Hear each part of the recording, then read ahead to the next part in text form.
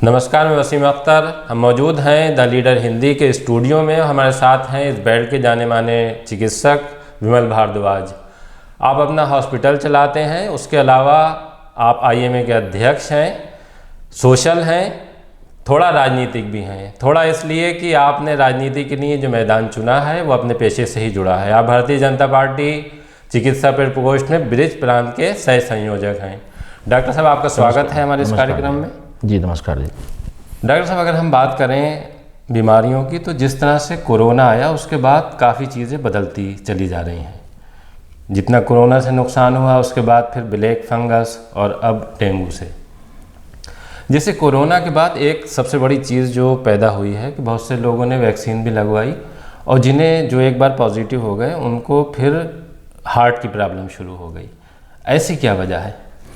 मैं पहले तो आप सभी हिंदी लीडर के देखने वालों को बहुत बड़ा आभार व्यक्त करता हूं और आपको भी बधाई देता हूं कि बहुत अच्छा स्टूडियो है और बहुत अच्छी व्यवस्था देख के मन प्रसन्न हुआ। और मैं कोशिश करता हूँ, उम्मीद करता हूँ, ईश्वर से प्रार्थना करता हूँ कि आप ऐसे ही दिन दुगने रात चौगने बढ़ें। और जहाँ तक आपने मेरे सवाल पूछा तो मैं बताना चाहूँगा कि इस समय एक नया वेरिएंट आया हुआ है जिसका नाम है B.1.1529। इसका नाम ओमिक्रॉन रखा हुआ है। अभी 24 नवंबर को साउथ अफ्रीका में मिला है। इसी तरीके से मुझे अच्छी तरह याद है 2020 में जो हम थे इंडिया में, तो हमारे पास उस समय जनवरी फरवरी में कोई कोरोना नहीं था। 2019 में दिसंबर में जब कोरोना वहाँ शुरुआत हुई थी वुहान से, तब मैंने भी नहीं सोचा था कि इस तरीके से यहाँ तक आएगा। लेकिन जब मैंने देखा कि पहला केस मार्च में मिला, उसके बाद मैंने थोड़ी इस पर स्टडी करने की कोशिश की और काफ़ी जागरूकता वीडियो बना के डाले, लोगों को समझाया। और जब डेल्टा वायरस आया था तभी मैंने लोगों से कहा था कि सावधानी रखें, ये वायरस जब वुहान से 3 महीने में इंडिया आ सकता है, तो जो इस समय जो कुछ केस जो मुंबई या कुछ कोस्टल एरिया में और जो केरला वगैरह में पहुंच चुके हैं, यहाँ आने में मुझे नहीं लगता 15-20 दिन ज़्यादा समय लगेगा। और ये वही हुआ कि जब अप्रैल का माह आया था हमारा, इतना बुरा दौर था, मैं उस दौर को दोबारा याद नहीं करना चाहता और ना ईश्वर से प्रार्थना करूँगा ना वो आए समय। हमें ध्यान रखना है, जिस तरह हम घर से बाहर निकलते हैं हम सोशल डिस्टेंस मेंटेन रखें, भीड़ भाड़ के इलाकों में ना जाएं। तो हम बार बार ऐसी जगह पे, शादियों में, भीड़ में, अभी इलेक्शन भी आने वाले हैं, तो सावधानी रखें। अभी वो वेरिएंट जो इसका मैंने नाम लिया वो यहाँ पे इंडिया में नहीं आया है। गवर्नमेंट ऑफ इंडिया काफ़ी सतर्क हो चुकी है। एक गाइडलाइन जारी की हुई है कि जो ट्रैवलर्स आएंगे उनको आइसोलेट किया, उनको टेस्ट कराना होगा। बट इंडिया में अभी भी हमारे पास देखा जा रहा है कि डेल्टा वायरस है। लेकिन इस समय जो केस कमी है उसका सबसे बड़ा कारण है कि वैक्सीनेशन। अभी जो हमारा हाल फिलहाल में 2 दिन पहले ही आंकड़ा छुआ है हमने 120 करोड़ का। कई लोग मुझसे सवाल पूछते हैं कि वैक्सीन कौन सी बढ़िया है, कोवैक्सीन या कोविशील्ड। मेरा एक ही जवाब है कि वैक्सीन दोनों ही बढ़िया हैं। जब WHO ने सबसे पहले कोविशील्ड को मान्यता दी थी और हमारे प्रधानमंत्री जी ने जब ये लगवाई थी कोवैक्सीन, उसके बाद फिर इसके बारे में प्रचलन बढ़ा कि मैं कोवैक्सीन ज़्यादा बढ़िया है। फिर हुआ क्या कि WHO ने इसकी मान्यता नहीं दी। फिर मोदी जी ने उनको एक थ्रेट एक तरीके से दिया कि अगर आप हमारी वैक्सीन को रिकॉग्नाइज नहीं करेंगे तो आपकी कंट्री में जो वैक्सीन लगी है यूरोपियन कंट्री में, हम उसको मान्यता नहीं देंगे। आपको भी जब यहाँ पे कोई आएगा तो हम क्वारंटाइन रखेंगे। अल्टीमेटली जो हमारे साथ जो मैंने देखा है कि जो हम लोग साउथ एशिया के जो देश हैं, चाहे हम हो, पाकिस्तान हो, बांग्लादेश हो, श्रीलंका हो, यहाँ को जो देश के दूसरे लोग हैं वेस्टर्न कल्चर के, थोड़ा भेदभाव रखते हैं कि भाई ये ऐसा कैसे कर सकते हैं। तो जो हमारी वैक्सीन आई वो बहुत, हम मतलब जो हमारे साइंटिस्ट हैं वो बधाई के पात्र हैं। देश के जो वैज्ञानिक हैं उन सबको नमन करता हूँ कि हमने वैक्सीन बनाई और हमने वैक्सीन यहाँ दूसरे देशों में भेजी है। वो वैक्सीन अभी भी हमारी कारगर है। इस भ्रम में ना आए कि ये डेल्टा जो वायरस आया था उसमें भी कि सब वैक्सीन काम नहीं करेगी। काम कर रही थी। उसका सबसे बड़ा प्रमाण है कि मैं स्वयं कोरोना पॉजिटिव हुआ था, मेरे पास दोनों वैक्सीन लग चुकी थी। सबसे भ्रम आता है कि वैक्सीन लगने के बाद में लोग कहते हैं कि देखिए आप वैक्सीन लगने में डॉक्टर साहब भी पॉजिटिव हो गए। यस, वैक्सीन जब लगती है तो जो एंटीबॉडी बनती है वो आपके ब्लड में होती है। जो कोरोना वायरस आएगा वो किस रास्ते से आएगा, नाक के थ्रू या आँख के थ्रू या मुंह के थ्रू, तो सबसे ज़्यादा वायरस यहाँ से जाता है। तो वो जब इन्वेड करके जब ब्लड में पहुँचेगा तभी ना आपको एंटीबॉडी मिलेंगी अंदर। तो इन्फेक्शन तो आपको हो सकता है। इन्फेक्शन जब नेजल पहुँचेगा तो खर्जी जुकाम खांसी होगी आपको, उस समय खराशी भी आएंगी। और जब जब एंटीजन अंदर पहुँचेगा तब एंटीबॉडी काम करेंगी। तो जब मैं कोरोना पॉजिटिव हुआ, मेरी फैमिली में लगभग उस समय 13 लोग अप्रैल में पॉजिटिव थे। मैं पूरे दिन काम करता रहा, लोगों के मरीजों के राउंड किए, पीपी किट भी पहनता था। मुझसे कई लोगों ने कहा कि आप कोरोना पॉजिटिव आराम कर लें, लेकिन वो समय ऐसा नहीं था उस समय आराम करें। मैं उस समय सकुशल बाहर आपके सामने उपस्थित हूँ, सही निकल आया। कुछ डॉक्टर भी मैंने उस समय खोए उस दौरान, अप्रैल मई के दौरान में। अब कुछ ऐसे मरीज भी थे जो खोए। एक्चुअली क्या है कि कोरोना में जो इन्फेक्शन होता है तो हमारा जो ब्लड के कोआगुलेशन की क्षमता वो मतलब जो है आपकी भाषा में बोलें तो गाढ़ा हो जाता है, जो इसलिए हम खून पतला करने की दवाई देते हैं। तो कोरोना में मैंने देखा कि ऐसे अलग अलग एक्सपीरियंस के लोग हैं, जो कुछ लोग कहते हैं कि हम तो विटामिन से ठीक हो गए, कुछ लोग कहते हैं कि नहीं हमें डॉक्टर साहब ने सीरियस थे थोड़ा सिक हुए फिर जाके ठीक हो गए। लेकिन लापरवाही कोई ना करे। होता क्या है कि कोरोना में जब ब्लड की थिकनेस बढ़ जाती है, कोआगुलेशन प्रोफाइल ड्रेन होता है, तो उसमें हम खून पतला करने का इंजेक्शन देते हैं। जब आप डॉक्टर की सलाह नहीं मानते हैं प्रॉपर तरीके से, या बीच में ही अपने, जैसे हम जो टेस्ट करा रहे थे उसमें डी-डाइमर टेस्ट करा रहे थे, डी-डाइमर हमको बताता है कि ब्लड की अंदर कितना लेवल पे मेंटेन रखना चाहिए हमको। तो हमने दवा बताई और दवा बताने के बाद में खून पतला करने की दवा होती है वो, और सही टाइम पे सही समय तक नहीं ली तो वो क्या करेगी, जो आपकी जो हमारी जो हाथ की पैरों की जो वेसल्स है मोटी होती हैं, हार्ट की जो वेसल्स है वो छोटी होती हैं, तो वो कोआगुलेशन वहाँ पर जाके होता है और वो हार्ट की बीमारी बन जाती है। इस कारण जो अगर ब्लड की सप्लाई अगर प्रॉपर तरीके हार्ट को नहीं पहुँचेगी तो हार्ट अटैक के चांसेस बढ़ जाते हैं। ऐसे मरीज जो मैंने देखा कि मैंने अपनी मेडिसिटी में भी या और भी जगह मैंने देखे, जो मरीज ठीक होकर घर गए वो 1-1.5 महीने बाद दोबारा भर्ती हुए, उनका जो हार्ट की क्षमता थी, जो पहले जो थी की क्षमता 50-60% थी, वो गिर के 20-25% रही। तो इसका कारण यही है कि पूरे तरीके से अगर आप फॉलो नहीं कर रहे हैं, डॉक्टर सलाह नहीं मान रहे हैं, या उस समय जो हमने दवाई बताई खून पतला करने की आपने 4-5 दिन ली और 6 दिन ली छोड़ दी, तभी दिक्कतें आती हैं हार्ट की। जैसे कि माने कि नेगेटिव होने के बाद, पॉजिटिव से नेगेटिव होने के बाद कब तक हम जो है डॉक्टर की उसमें रहें कि एहतियात बरतते रहें और जो जैसा डॉक्टर बता रहे हैं वैसा करें? शुरू के जो सेकंड थर्ड फेज होता है वो थोड़ा क्रिटिकल होता है। जब उस फेज में हम निकल आते हैं 14 दिन बाद, तो मेरा मानना है कि कम से कम 1 से 1.5 महीने तक डॉक्टर की सलाह ज़रूर लें। इन्फेक्शन से बचें, काम पे ना जाएं। अगर ऐसा काम है जहाँ पर आप घर बैठे कर सकते हैं उसको करें। अगर कोई कोरोना पॉजिटिव होता है तो वो सोशल डिस्टेंस से दूर रखें, क्योंकि आपकी इम्यूनिटी वीक होती है, आपके इन्फेक्शन हो सकते हैं, तो आप इन चीज़ों से बचें। मुझे लगता है कि 1 से 1.5 महीना और प्रिकॉशन रखने की ज़रूरत होती है। उस समय हम अपने एको भी करा लें, समय समय पे जो ब्लड के टेस्ट है वो कराते रहें, डॉक्टर की सलाह लेते रहें। इस तरह के कई सारे मरीज मुझे मिले जिनका EF पहले ठीक था, वो EF फिर जो इजेक्शन फ्रैक्शन होता है, हमारी जो हार्ट की क्षमता होती है वो नॉर्मल होती है करीब 65% के आसपास।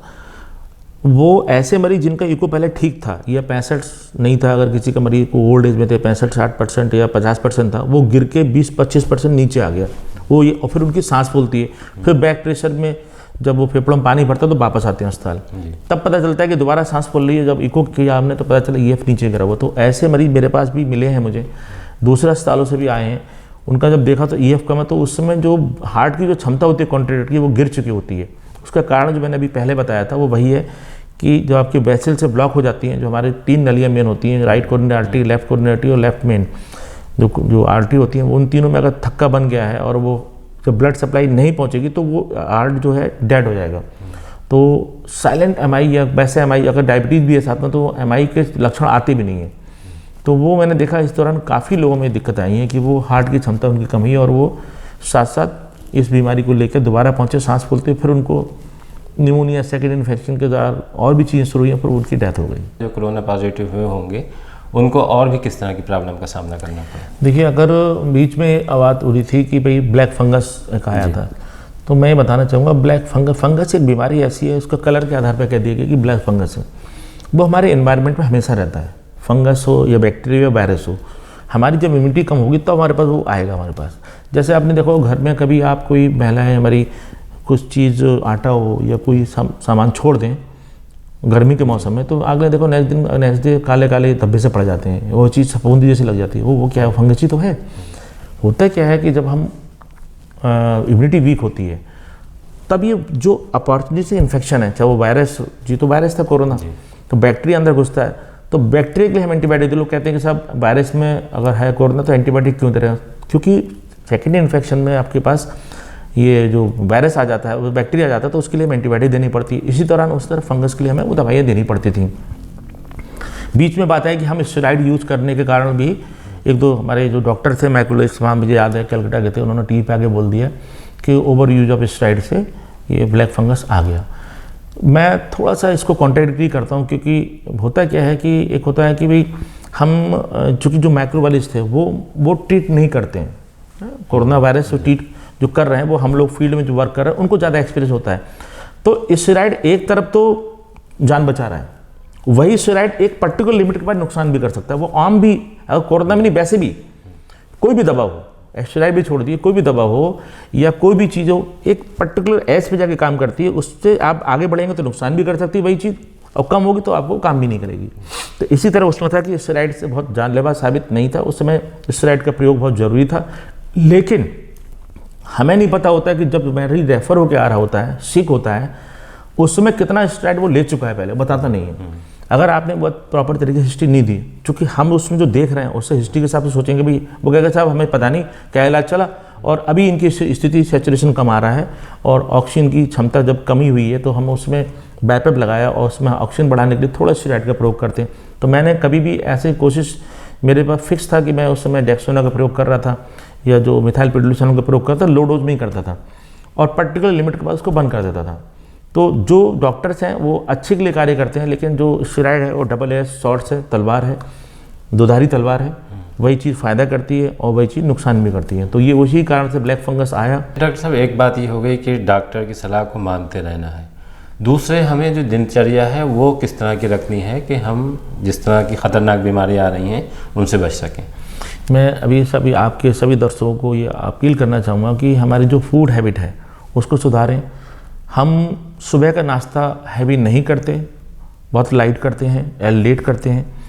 जो हमारा लंच है वो भी हमारे भाग दौड़ में या जो हमारे जनमानस हैं वो कई ऑफिस निकल गए, मार्केट निकल गए, टाइम पे नहीं खाए, छूट गया या उल्टी सी चीज़ खा ली, फिर जब घर पहुंचते हैं रात को तो हम फुर्सत में होते हैं तो खाना खूब खाते हैं। ये उल्टी हैबिट हमारी है। होना क्या चाहिए, खाना आपका है ब्रेकफास्ट हैवी होना चाहिए, खाना आपका जो लंच है वो नॉर्मल होना चाहिए और मील जो होता है रात का वो थोड़ा सा हल्का हो। हमारे साथ कहा गया कि हम टहलना चाहिए, तो इन चीज़ों का ध्यान रखें। ओवर यूज ऑफ जो हमारे प्रचलन चल गया है कि ओवर यूज ऑफ ग्लोए, ओवर यूज ऑफ बहुत सी चीज़ें ऐसी हमने खानी शुरू कर दी। कई सारे लोग मेरे पास ऐसे मिले जिनको उनसे भी नुकसान हुआ। तो ओवर यूज कोई ना करें। हाँ, जो हमारे पास जो वाटर सॉल्युबल विटामिन होते हैं, जो BC होते हैं, वो अगर आप ले भी रहे हैं तो वो यूरिन के रास्ते निकल जाएंगे, लेकिन जो फर्ट सॉल्युबल विटामिन होते हैं AD के, वो बॉडी के अंदर रहते हैं। तो वो तो हम कोशिश करें डॉक्टर की सलाह भी लें। जो मैग्नीशियम साथ में उसमें ले रहे थे वो भी एक पर्टिकुलर फिक्स था कि हम इतने मिलीग्राम तक मैग्नीशियम लेंगे। तो ओवर यूज ऑफ मेडिसिन ना करें, डॉक्टर की सलाह पे लें, अपने प्रिकॉशन रखें, मास्क का प्रयोग करें। अगर जैसे हम लोग बात कर रहे हैं तो हम 2 ही लोग हैं यहाँ पर हम दोनों लोग स्वस्थ हैं तो हम मास्क का प्रयोग नहीं कर रहे हैं। लेकिन अगर मैं अगर इस स्टूडियो में 25-30 लोग बैठे हों तो मेरे जेब में मास्क रखा है, मास्क तो मैं तुरंत लगा लूँगा। तो इन चीज़ों को ध्यान रखें नॉर्मल लाइफ में। और मुझे लगता है कि आने वाले 7 से 8 महीने में, लगभग 1 साल के अंदर इस कोरोना से हम निजात पा लेंगे। डॉक्टर साहब, अगर हम इसको, जो आपने ब्रेकफास्ट, लंच और डिनर की बात की, इसे समय में अगर बांटें तो किस तरह से ले सकते हैं? अगर हम अपनी पुरानी जो संस्कृति, हमारी जो भारतीय संस्कृति है उसके हिसाब से अगर देखें तो कहा जाता है कि हमें सुबह जल्दी उठना चाहिए, 5 बजे भोर में या 4 बजे। हम नहीं उठ सकते तो हम 6-7 बजे तक बिस्तर छोड़ दें। उसके बाद में आप कोशिश करें कि अपना जो ब्रेकफास्ट है वो 9-10 के बीच में कर लें।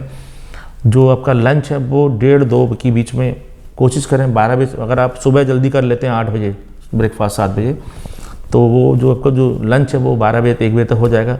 या 9 बजे भी करते तो कोशिश करें 2 बजे से पहले लंच ले लें। डिनर के बारे में कहा तो बेस्ट जाता है कि सूर्यास्त से पहले करें। सूर्यास्त से पहले का मतलब 5-6 बजे, वो संभव नहीं है।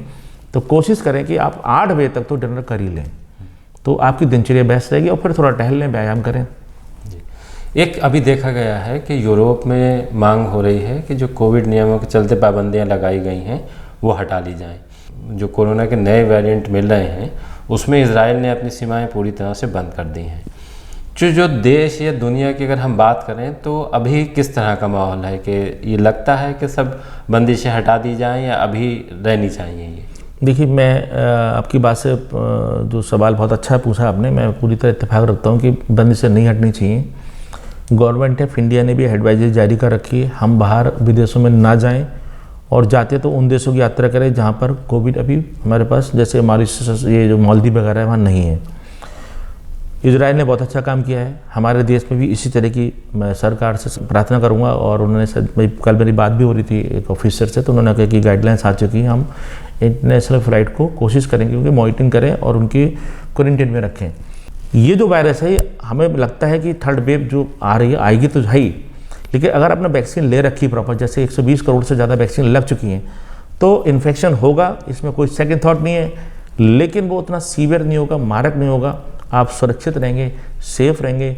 कोमॉर्बिडिटी है उसको आप कंट्रोल रखें। इस समय कोई भी अपनी जो अंदर बीमारी है उनके डॉक्टर से सलाह लेते रहें, चाहे वो डायबिटीज़ हो, कंट्रोल रखें, शुगर हो या ब्लड प्रेशर हो, कोई भी ऐसी बीमारी हो जिसमें इम्यूनिटी वीक होती हो उसको कंट्रोल रखें। किडनी की बीमारी हो तो उसको डॉक्टर से सलाह लेते रहें और सोशल डिस्टेंस रखें। मुझे लगता है इसमें हम काबू पा लेंगे कि भारत में अच्छी तरीके से रोकथाम अभी है कोरोना की। डॉक्टर साहब, जैसे मैंने आपका परिचय देते हुए कहा था कि आप थोड़ा राजनीतिक भी हैं, तो जिस तरह से आपने ब्रिज प्रांत के सह संयोजक बने, आप चिकित्सा प्रकोष्ठ भारतीय जनता पार्टी के, तो सिर्फ यही था कि राजनीति में थोड़ी आप एक्टिविटी बढ़ाएंगे? नहीं, देखिए मेरी इच्छा ये है कि मैं जनसेवा करूं। मुझसे कई लोग पूछते हैं आपका क्या राजनीतिक महत्वाकांक्षा क्या है, तो मैं सवाल जवाब यही देता हूं कि हर आदमी अपने जीवन में कुछ ना कुछ बेहतर करने की कोशिश करता है। मैं चिकित्सा प्रकोष्ठ में जिम्मेदारी दी गई तो मैं इसलिए जुड़ा कि मैं इस समय जो कोरोना महामारी चल रही है या जो हमारे कुपोषण है उसमें क्या प्रयोग मतलब बेहतर कर सकता हूँ।